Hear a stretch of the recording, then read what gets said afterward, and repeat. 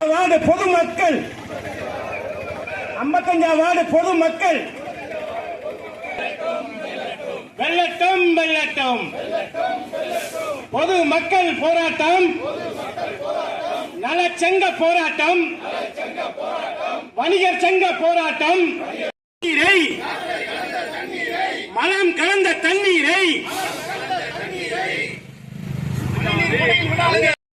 கொடுத்து விடு கொடுத்து விடு